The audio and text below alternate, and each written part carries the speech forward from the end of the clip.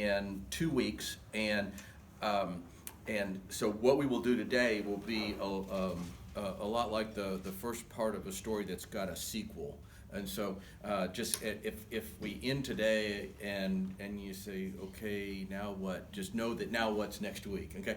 And then also, I try not to do this, but I'm a graphic guy, but I am going to use that whiteboard this morning for just a little bit of time, and I'll draw big and write big so we can see. So let's get started. We're in Job 38. This is a kind of an anticipation for me. It's the big turn.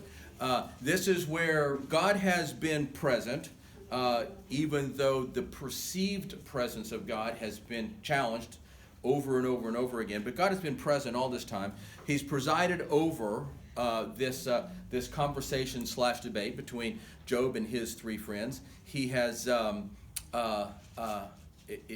don't know if there's a better way to say it, but patiently been silent in this window of time where he's not intervened in this conversation. And I'm sure there's plenty of times when it would have been very appropriate to intervene and land a few corrections. But he allowed this to play out, this conversation to play out, this debate to play out. And now within his sovereignty, which is a big part of what we're going to look at this morning, within the realm of his sovereignty, he has stepped forward. And so now we no longer hear from the three friends, or what we now know of as four friends, because Elihu's been added to this group of men who's come to visit. But we will hear God reference them and speak to them at near the end of this historical account. And I want to just keep reinforcing the nature of what we're reading as a historical account, even though it is given to us in poetry, even though it very much feels like a classic drama to be performed, even though that it has this really easily manageable venue that looks like a litigant's theater in a courtroom, even though it has all of these kind of associations. Don't ever forget that what we're reading is a historical account.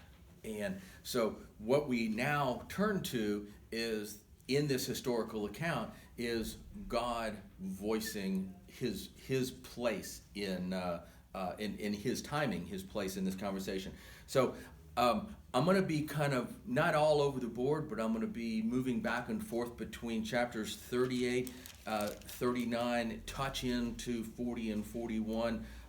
42 is where we're going to begin next week. So we're not going to verse by verse walk through every bit here. We're going to try to be covering the characterizations here. But I am going to launch us here by beginning to read from chapter 38, beginning at verse 1. Then the Lord answered Job out of the storm, and he said, "Who is this that darkens my counsel with words without knowledge?" Now, I think we mentioned last week, when God asked that question, and of course this is always the case for me, and this launches this is part of the reason this is a big deal to me, because God asked a busload of questions here. I think there's about 44 in this particular passage, but if you look book wide, it's significantly more than 44. Now, when omniscience asks questions, you gotta attune your ear to what's going on, because omniscience is not gathering information he doesn't already have. Omniscience is asking questions to prod you to learn something about you that you don't already know. And this is a time where God is going to unload a busload of questions. Now, the first question is, who is this that darkens my counsel with of words without knowledge? Now, so last week did ask, who's God talking to? God did answer Job, but is God only talking to Job, or is he talking to the entire assembly? Job, Bildad, Eliphaz, Zophar, and Elihu. And just briefly, thoughts? Could be talking to all of us.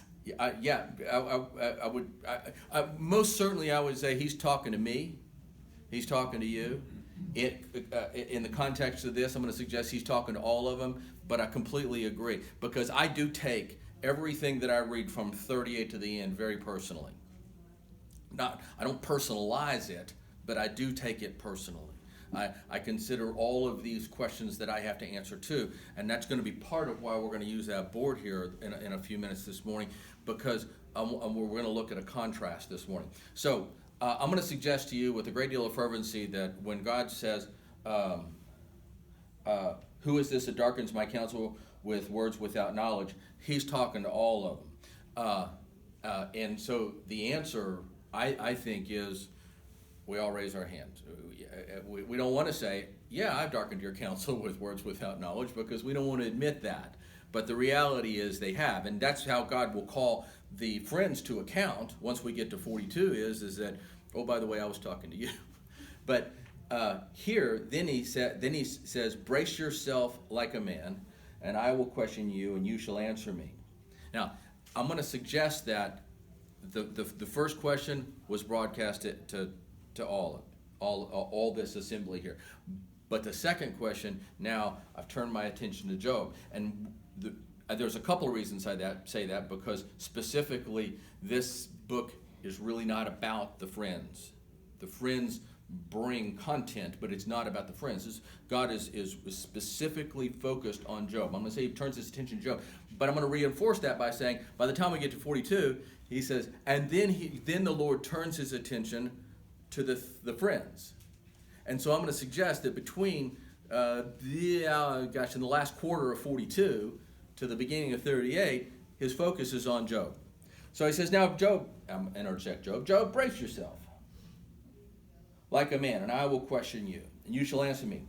And then we start. And if it helps you, it helps me. God's at the judge's bench.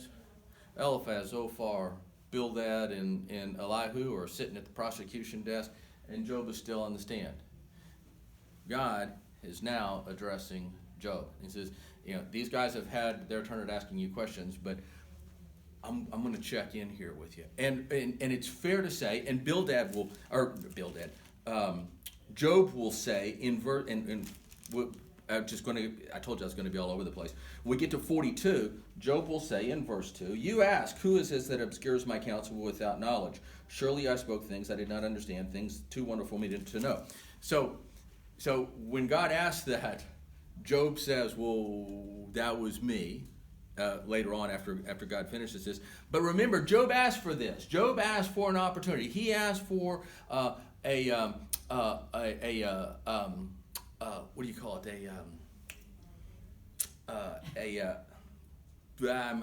An audience with God. Job has formally asked for an audience with God for the purpose of pleading his case, and if necessary, an advocate to plead his case on his behalf. And his confidence is surely if God hears me plead my case, which the perceived presence of God has not been a part of Job's life at this point, but not the presence of God, just the perceived presence of God.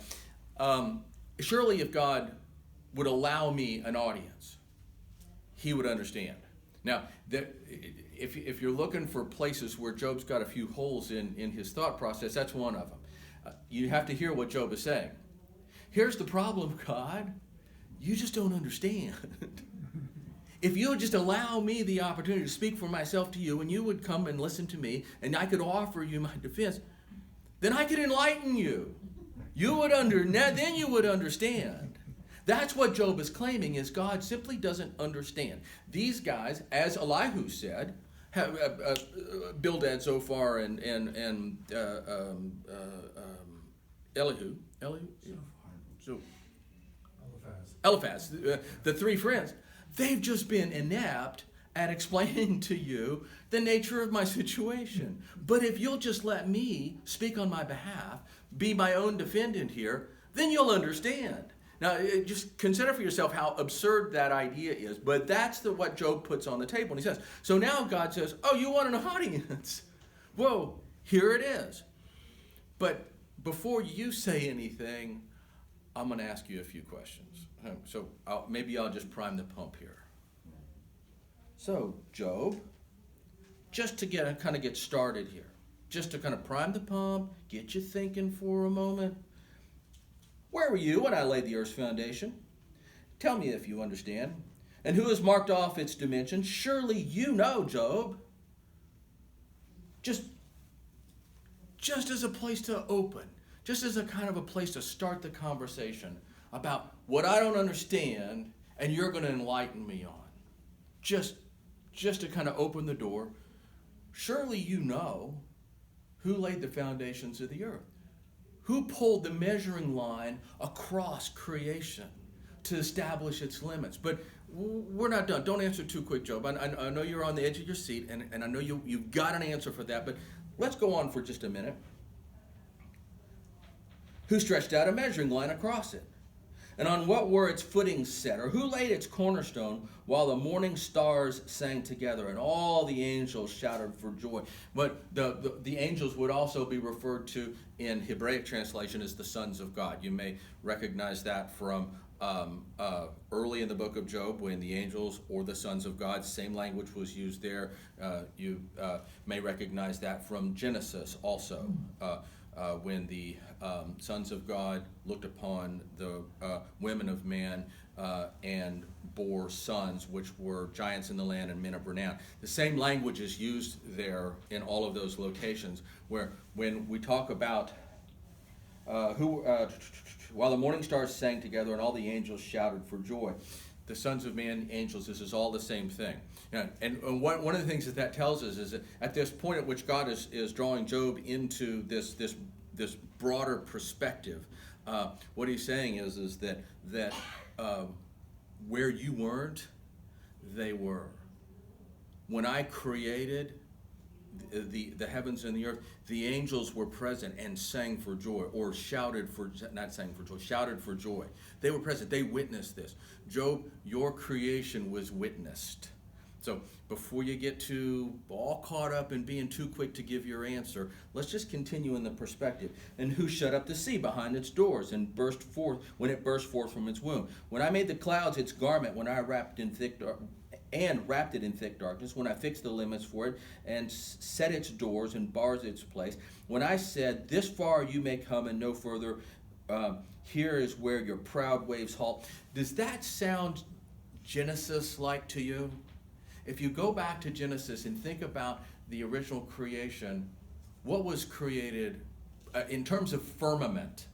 Of course, let there be light. Light was created first. I'm going to suggest to you, and this is, and we'll get to that in a minute here, that simultaneously when photons are created, God is also saying, let myself be revealed. When he said, let there be light, simultaneously what I believe God is saying is, let myself be revealed, because that is what is happening. But when firmament was created, what was the first part of the firmament that was created? The deep. Seas were given a specific place. Yeah, the waters. But the waters were formless and void, correct?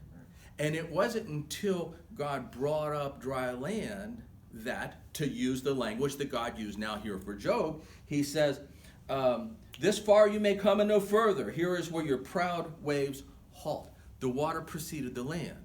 God is very clearly talking about the creation event. Job, where were you when non-existence gave way to existence? Were you just by chance present for that? Because it's a perspective thing, Job.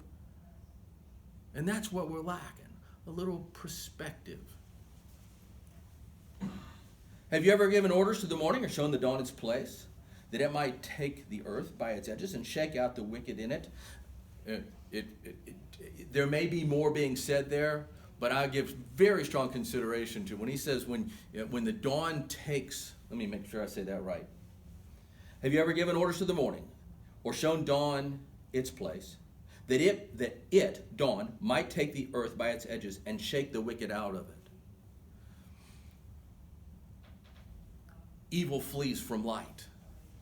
The wicked flee from illumination, the presence of God. There is no fellowship between God and the wicked. I think what God is saying in very vivid terms here is that the presence of evil must flee before my self-revelation. And he refers to my self-revelation in terms of the dawn or light. And this is just one more of the places where I just kind of anchor. Let there be light simultaneously is let myself be revealed. Now, what this also tells me is who was also present when the heavens and the earth were created? Evil. The fall of Satan happened before the creation of the heavens and the earth. The presence of Lucifer in the garden is not just something that just just all of a sudden evil came into existence and immediately stepped into the garden. No, the fall of Lucifer happened well before the creation of the heavens and the earth. So I don't want to belabor this too horribly much, but in terms of perspective, even before creation, there was an existence. And that existence included the presence of evil. But he's speaking it in a way, and this is the grand and beautiful condescension of an omniscient, eternal, omnipresent, omnipowerful God speaking to tiny little man and saying, there's such a vast difference between what you see and what you understand and all that is. By the time we get to Leviathan, that picture of me beginning to reveal to you just the tip of the iceberg of all that is should become clear to you, Job. But let's go on. The earth's takes shape like clay under a seal, and its features stand out like those of a garment. The wicked denied their light, and their upraised arm is broken. I'm going to come back to that in a few minutes. Have you journeyed the springs of the sea, or walked the recesses of the deep? Now, this is where I want to focus, verses 17 and 18. Have the gates of death been shown to you? Have you seen the gates of the shadow of death? Now, there are sometimes in Hebrew poetry that we would look at that and say it's a coupling, and it is a coupling. But this is not a coupling that says the same thing twice. This is a coupling that says two things that are inexorably interrelated. So I want you to follow the language here with me. Have you been shown the gates of death? Have the gates of death been shown to you? The gates of death. The gates of death are what stands between life and death. And if we just hear that, what God's saying is that, do you know what happens after a man dies? Have you been, maybe by chance, to the gates of death? Have you peered through that little spy hole in the door and looked through to see what happens on the other side? No, Job, let me help you. Don't trouble yourself on that one. And he says, but then he goes on and he says, but have you seen the gates of the shadow of death? And this is where the coupling is really important. See, the gates of death are two. There's the gates of the death that lead, once you go through, to the eternal death. And then there's the gates of the shadow of death that you go through, and that's eternal life.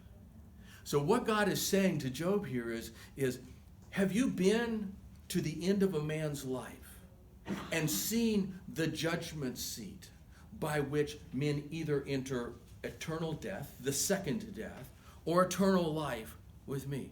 Do you know that there is life that follows death of the flesh?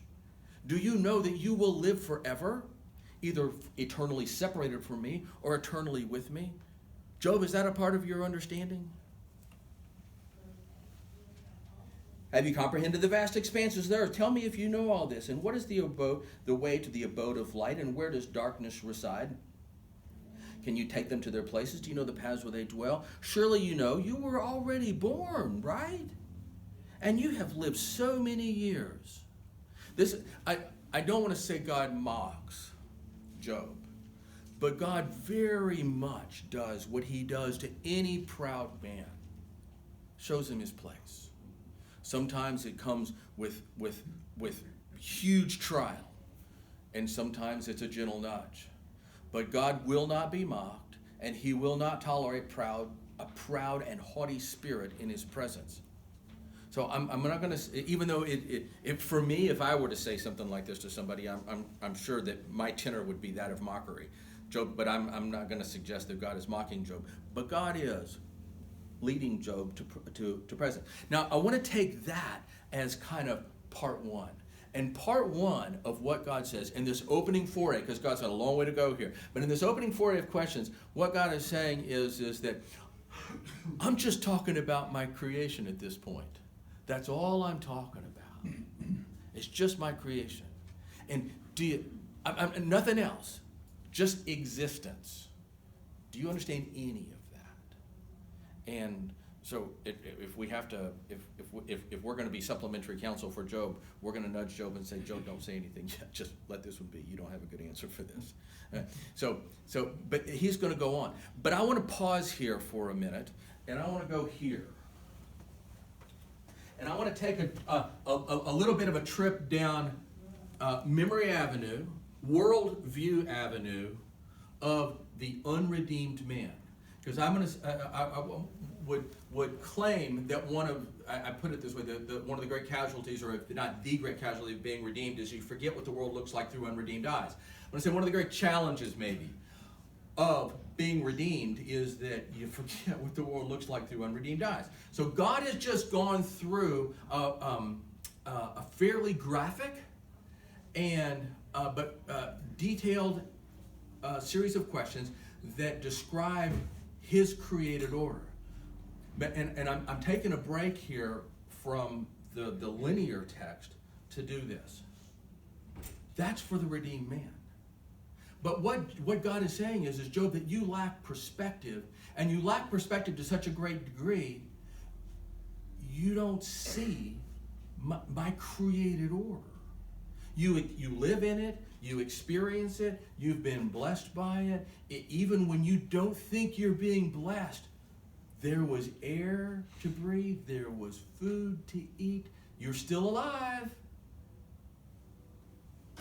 Okay? So let's take a trip down that same track with the unredeemed man. And that's why I call this the avenue of worldview. Now, we're going to use this whiteboard here for a second, and it's going to require that we think maybe the way we don't think. And that is that we're going to say this whiteboard represents non-existence. No existence at all. I think Plato said, what rocks dream about. Nothing. They just... So this is non-existence. Okay? So in this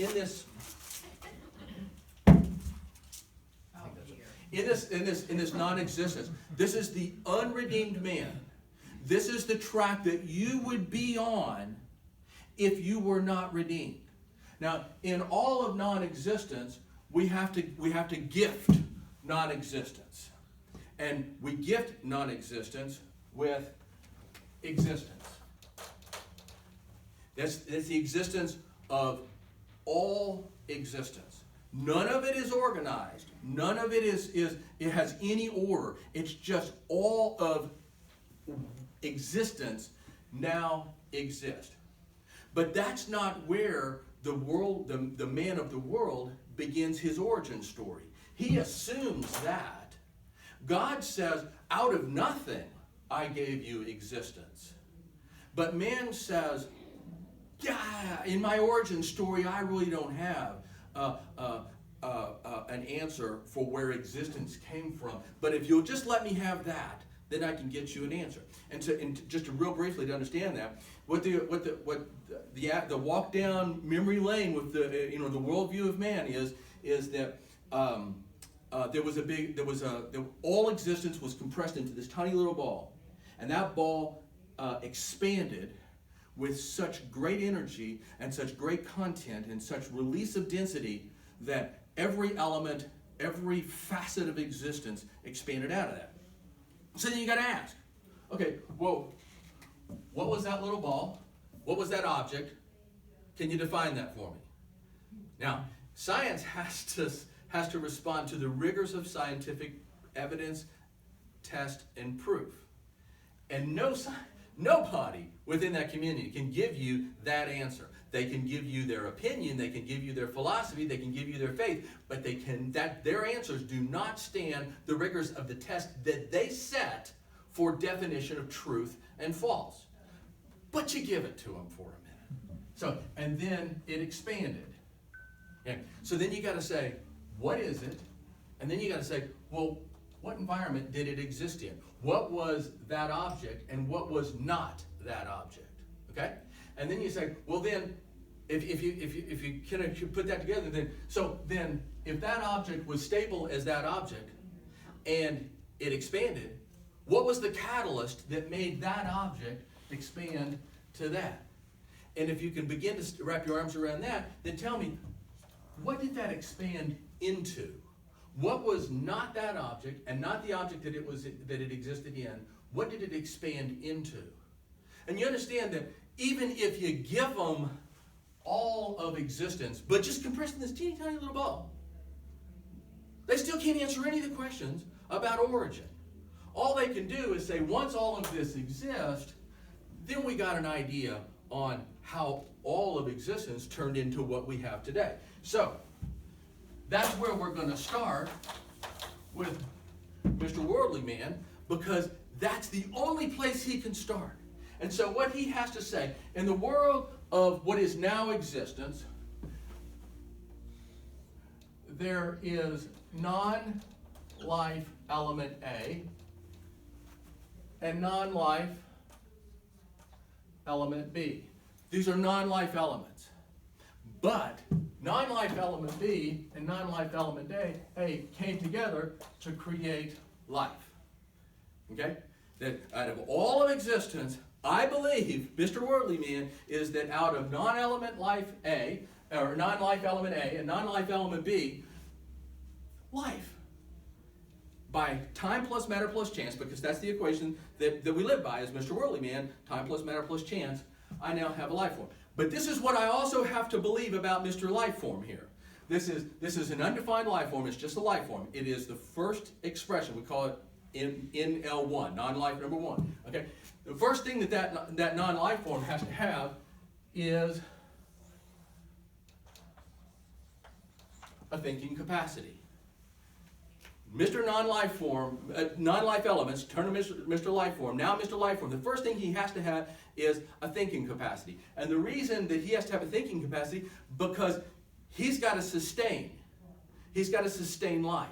And there's no expression of a life existence that is not capable of sustaining life. And so here's what Mr. Non-life form, or Mr. Life Form number 1 has after he has a brain. The first thing he does is distinguish there's a difference between me and not me, which means he's self-aware. Mr. Life Form now has to be self-aware. He has to distinguish between himself and what's not. Now, what you also know about Mr. Life Form number 1 is this is hostile non-life and this is comfortable life. That's life existence. Okay? And so from that, the first thing any self-aware existence knows is self-preservation. So now he's got to build a defensive mechanism. This is the most rudimentary form of life existence. Has to immediately build a self-defense mechanism that protects him from that which is hostile non-life, from that which is friendly life. But he's not done yet. He's now has the ramparts of protection around him. But now he has to sustain life. And so to sustain life, now he's got to do something that is extraordinarily difficult. He's got to build a factory. He's got to build a factory that is a power plant. And using this thinking force here, he's got to be able to determine what is out here that can be converted to energy through this power plant that will then produce waste that sustains life. So he's self-aware, he's self-defensive, and he's created a power plant to provide energy to sustain his life. Now the next thing he's got to do is life is not stagnant. He's got to grow. And self-evident, hey, come on, we all know Darwin's theory. You've got to grow and expand and evolve. So he's evolving. So he's got to do that really amazing thing, create a system of reproduction. He's got to reproduce in like kind what he is. Sound familiar? You know, we're taking it all for granted. We just get all this for free in Mr. Worldly Man's world. But he's got to reproduce in like kind. And he's got to reproduce himself in like kind to expand. So I'm self-aware. I've built a protection system about me to keep me from being gobbled up by the hostile non-life. I have a factory that has determined what elements out here, which are non-life elements that can be converted through my factory into energy for life, and then expel the waste out the other side so I don't self-pollute myself. And then I've got to reproduce myself in like kind in order to grow. And then you got to do reproduction prime. Now, I have to create another critter just like me. And now I have a sustained life existence. Now, that's just a sustained life existence. Now, that's not necessarily animal or plant. It's just a sustained life existence, that's all. And Mr. Worldly Man, as we walk down Worldview Avenue, is saying, that's rock solid. That's where I come from. It was from goo to the zoo to you. That's how I exist. So that's Mr. Worldly Man's answer for what God just spoke here. Now, if we say that this all falls under the umbrella of science, who's kidding who here? You can't prove any of that. And that's when we gave you existence for free. Where does God begin in this process? He begins, where were you when I created light? Where were you when I created the foundations of all existence? Where were you when I seamed that existence together into life? When I breathed life into you? Now, that's just the first part of God's series of questions. Now, he's going to go on. Part 2 starts at verse 22, and that says, oh, it's not that I just created it, Job, but I sustain it also. I am permanently impregnated into my creation. I didn't wind it up and let it go, as Mary Shelley believes when she wrote Frankenstein. Mary Shelley was no atheist. She professed atheism, but her book betrays her. She writes a book about a God who created but doesn't love his creation, who wound it all up and let it go and walked away. That's what she's writing about. Frankenstein is not about a monster. It's about her vision of what God is like, and she doesn't like that God. She created that God herself, but she didn't like that God. God has said, no, I didn't create it and then walk away from it. I sustain it. Have you entered the storehouses of snow or seen the storehouses of hail, which I reserve for the times of trouble, the days of battle? Or the way to where lightning is dispersed? Or where east winds scatter over the earth? Who cuts the channel for the torrents of rain, the path for the thunderstorm, the winter, the water and the land where no man lives, a desert with no one in it, to satisfy the desolate wasteland and make it pour forth in grass? Does the rain have a father? And who fathers the drops of dew? It's not that I just created it, water. I did. But it won't be too long before you see me walk on it. And somewhere in that midst, you're going to see me turn it into wine. All of that I'm sovereign over. I not only created it, I am sovereign over it and sustaining it. And if we go to 1 John, we'll see that by Christ, all was created, and all is bound, all is sustained. It's in the Gospel of John. Keep going. Okay, so I'm just going to pop down because I know that we're going to be close here. Okay, can you bind the beautiful Pleiades? Can you loose the cords of Orion? Can you bring forth the constellations in their season and lead out the bear and its cubs? Now, this was a particularly difficult one for me. First, I want to just make the distinction. There's a difference between astronomy and astrology, and I hope we all make that distinction. Astrology is of men. It's a tool of divination. Astronomy is an awareness of, a study of, an understanding of the celestial bodies of the heavens.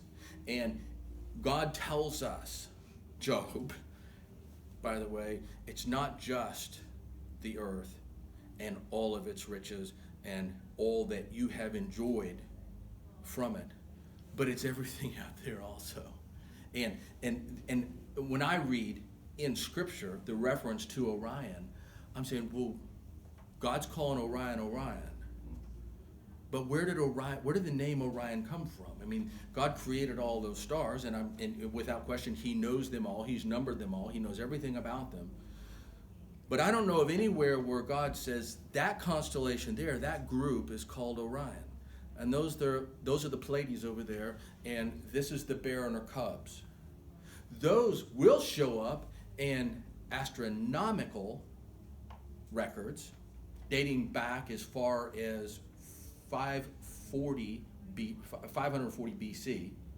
And the first time that Orion is mentioned is in literature, at least, is in Homer's Odyssey.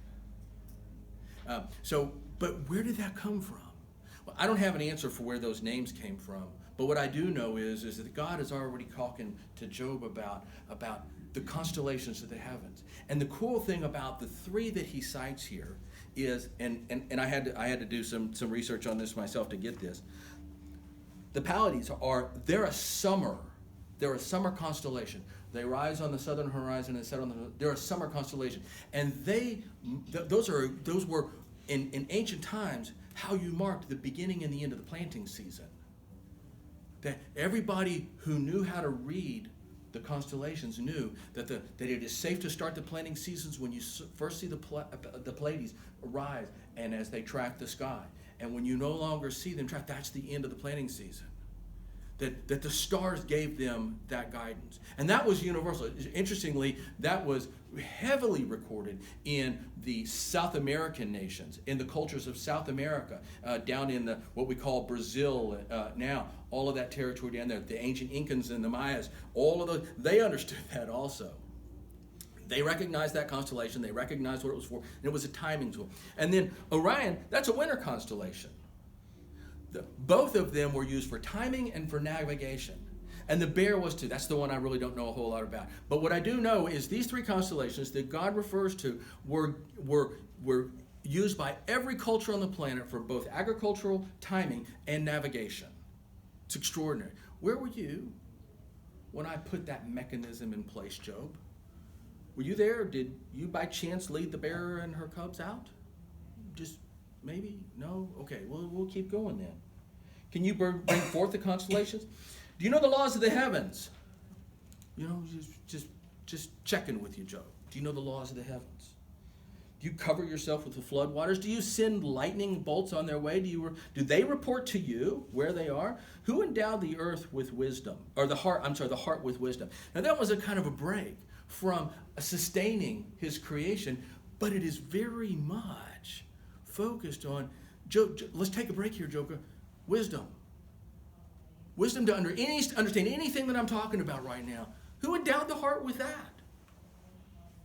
Let's just put it in words that we started with here in 38. And that is, where did wisdom come from? You've displayed wisdom. These guys have displayed some measure of intellect. Where do you think that comes from, Job? Is there some kind of storehouse of wisdom that you can check out a wisdom book for a while and apply it to yourself, and all of a sudden you have wisdom? Or is wisdom a gift? Is it endowed? Is it cultivated? Where does wisdom come from, Job? Who has wisdom to count the clouds? Can you tip over the water jars of heavens, and dust comes and hard clouds turn clods of earth that they stick together? Do you hunt the prey for the lioness to satisfy the hunger of the lions when they crouch in their dens? Now, at this point, we're about to make a transition. Again, now he's going to transition into the cycles of life. I created it, I sustained it, and I gave it its order. Those are the three things that God is leading Job through in this kind of grand tour of all of existence, is that I created it, I sustained it, and I gave it its order. I gave it a mechanism for existence. I gave it everything that Mr. Worldly Man living on World Avenue assumes he understands here. I created it, I sustained it, and I gave it its order. God is a God of order, not of disorder. You go to the epistles for that.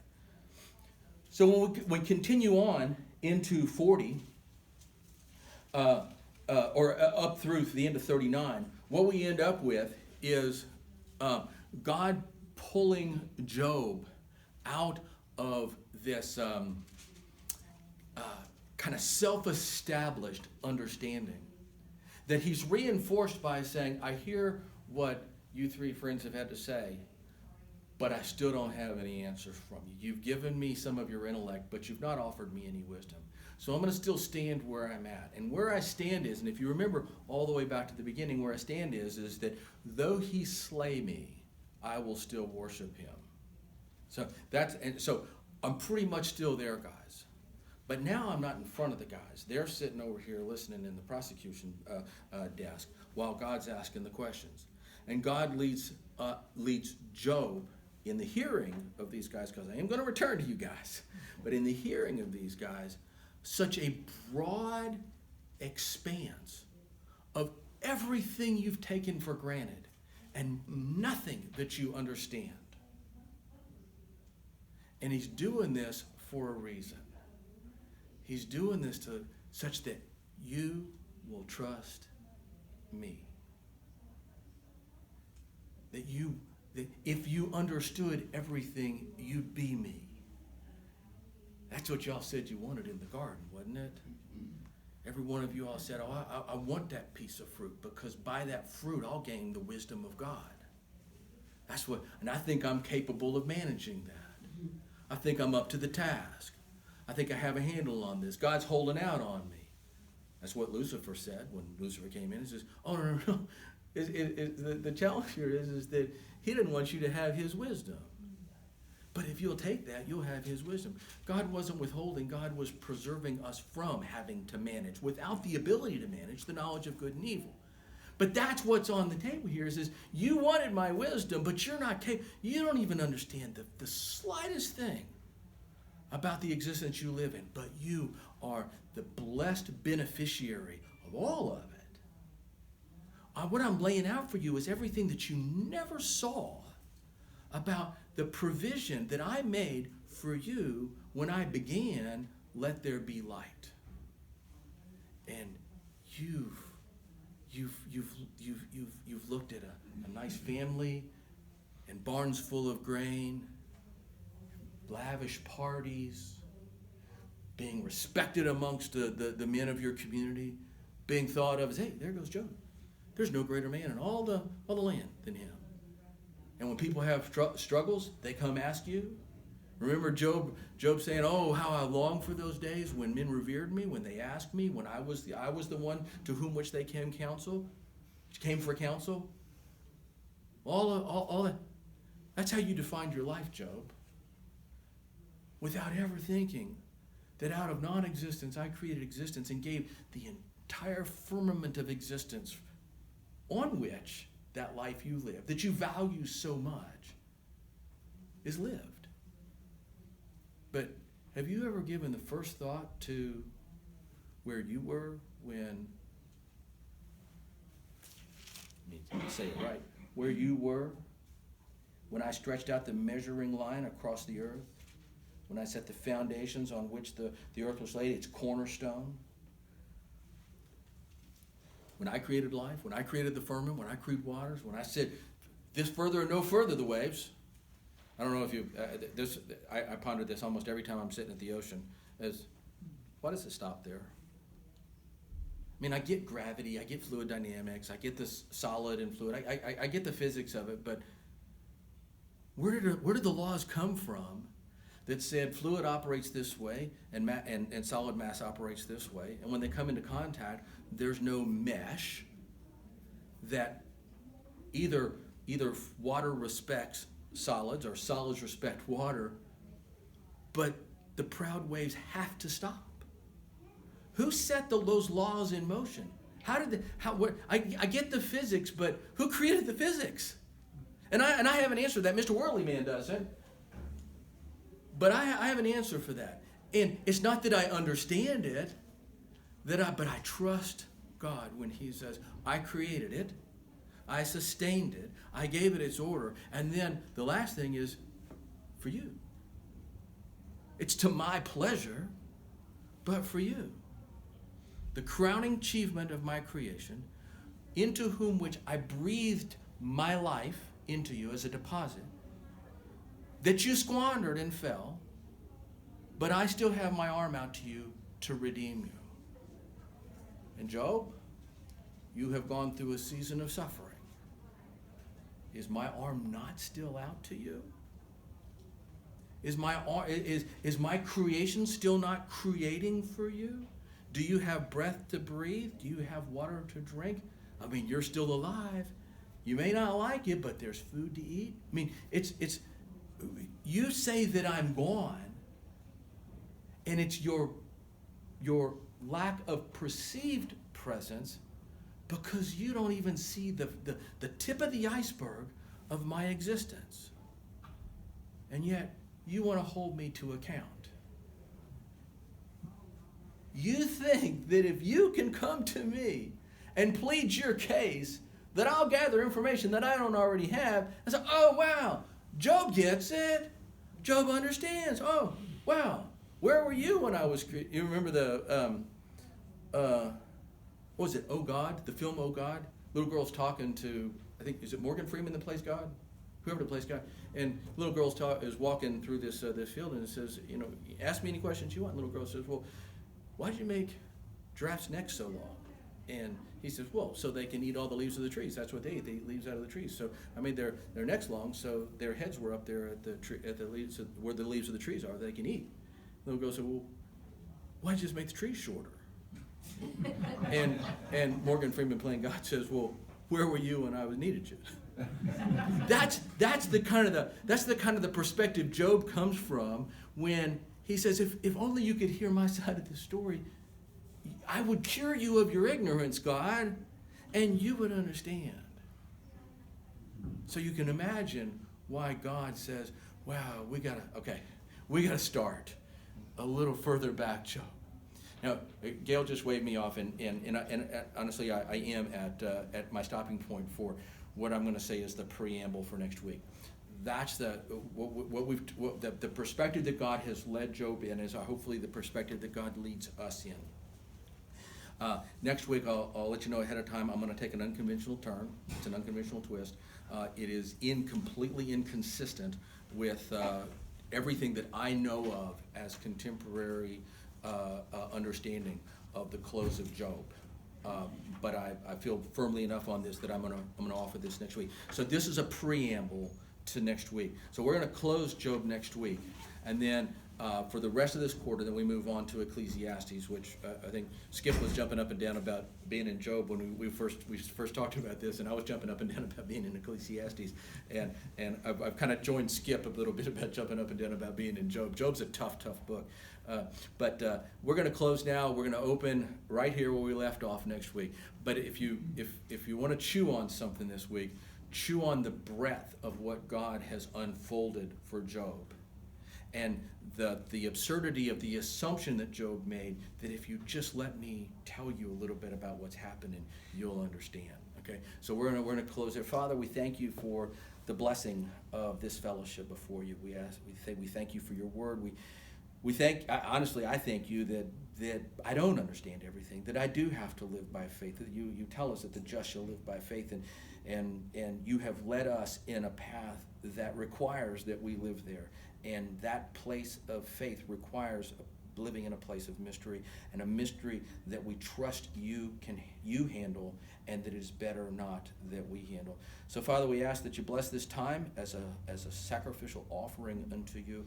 We ask that you enlarge our picture of you. It's in Christ's name we pray. Amen.